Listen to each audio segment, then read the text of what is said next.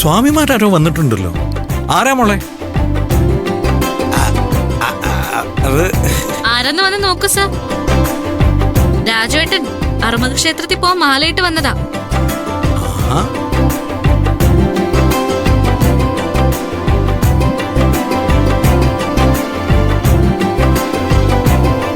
നമസ്തേ sir. ഹരഹരോ Harahara.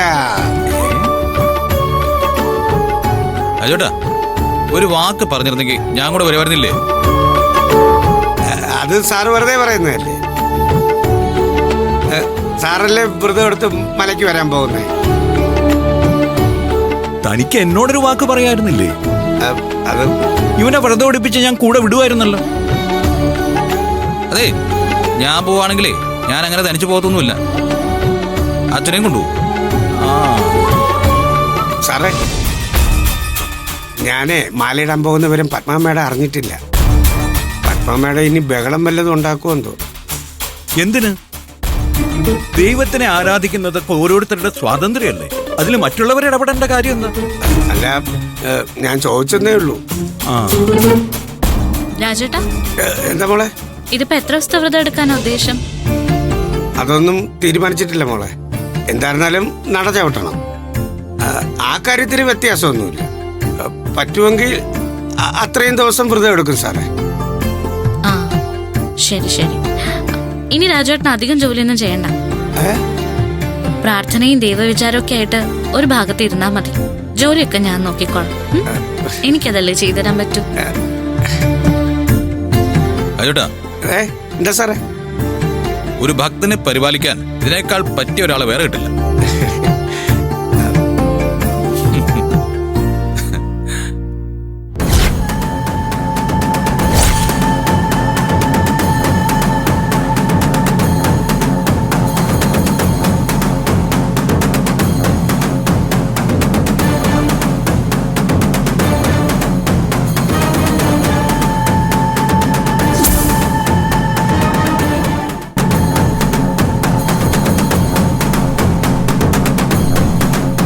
ഇതാരത് കീറിയത്?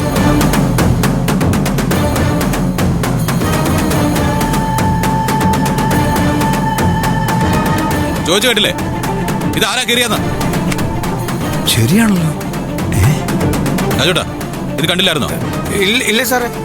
അന്തരി, താൻ കണ്ടില്ലായിരുന്നോ? ഇല്ല sir, ഞാനത് ശ്രദ്ധിച്ചേയില്ല. ആരെങ്കിലും ഒരാൾ ബോധപൂർവ്വം ചെയ്യാതെ ഇതിങ്ങനെ സംഭവിക്കില്ല. ആരാത് ചെയ്തെന്ന് എനിക്ക് അറിഞ്ഞാൽ പറ്റൂ. അച്ഛാ, എല്ലാവരും വിളിക്കേ. എന്നിട്ട് ഇത് ചെയ്ത് ആരാണെന്ന് ചോദിക്കേ.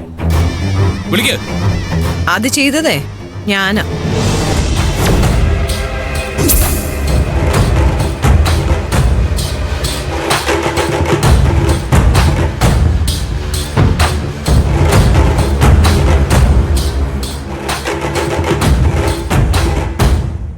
ഇത് കീറിക്കളഞ്ഞത് ഞാനാ.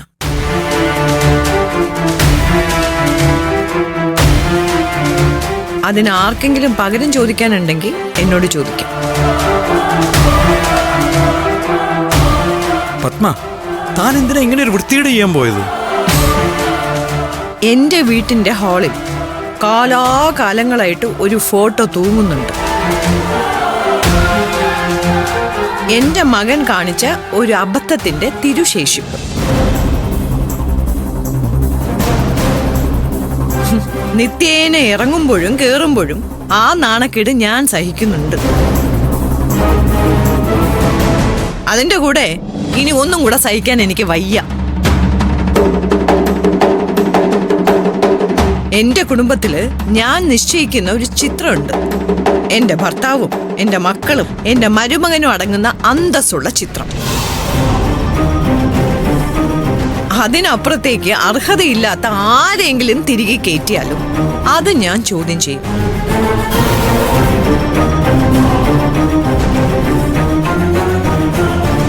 അത് ഇനി ഈ വീടിനകത്ത് എവിടെ സ്ഥാപിച്ചാലും അത് ഞാൻ നശിപ്പിക്കുകയും ചെയ്യും. അങ്ങനെ നശിപ്പിക്കാനാണ് തീരുമാനമെങ്കിൽ എന്റെ തീരുമാനം അനുസരിച്ച് ഞാൻ പറഞ്ഞട്ടെ. എനിക്ക് നശിപ്പിക്കാൻ തോന്നുക ഞാൻ നശിപ്പിക്കട്ടെ. ഏയ്, നീ ആരെയാടാ വെല്ലുവിളിക്കുന്നത്? ആർക്ക് വേണ്ടിയാ വെല്ലുവിളിക്കുന്നത്?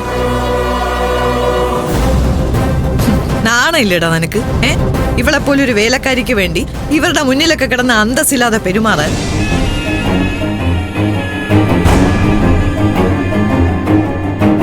ഇവിടെ നടന്ന ഒരു ഫംഗ്ഷനില് ഇവളെ പിടിച്ച അച്ഛന്റെ ഇടതുഭാഗത്ത് നിർത്തിയതുകൊണ്ട് ഈ കുടുംബത്തില് അവളെ അംഗീകരിക്കുമെന്ന് നീ ആശിക്കുന്നുണ്ടോ? ഈ നിൽക്കുന്നവളില്ലേ, അവിടെ അടുക്കളയിലെ മൂലയില് ചാരി വെച്ചിരിക്കുന്ന കുറ്റിച്ചൂലിന്റെ വില മാത്രമേ പത്മയുടെ മനസ്സിലുള്ളൂ, ഈ കുടുംബത്തിലുള്ളൂ. ഏയ്, ഏയ്, സൂര്യ,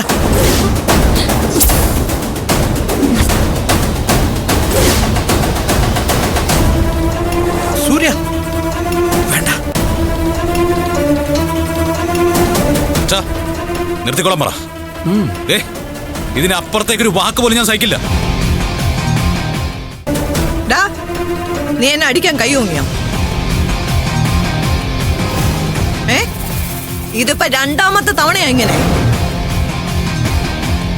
അടുത്ത തവണ നീ എന്നെ തല്ലിയിരിക്കണം. കാരണം നിന്നോട് എന്റെ നേർക്ക് കൈയോങ്ങാൻ പറയുന്നതേ ഡേ ഇവളാ.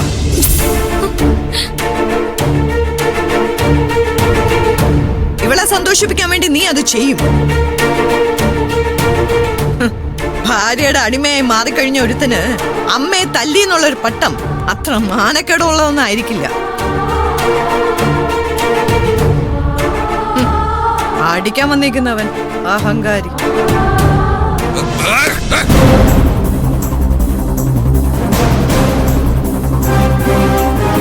സർ, സൂര്യ സർ, എന്താ തെറ്റാ സർ.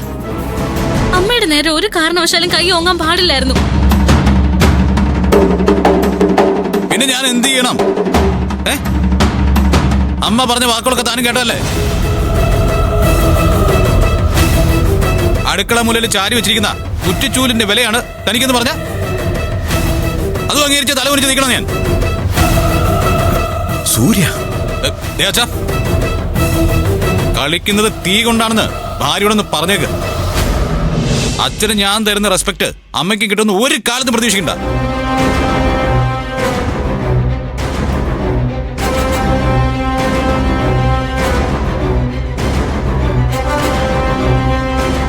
എന്ത് ചെയ്യാനാ മോളെ? രാജേട്ടാ, ഈ ഫോട്ടോ ഇവിടെ നിന്നെടുത്ത് മാറ്റിയേക്ക്. ഇതിന് ഇവിടെ ഇരിക്കാനുള്ള യോഗ്യതയില്ല.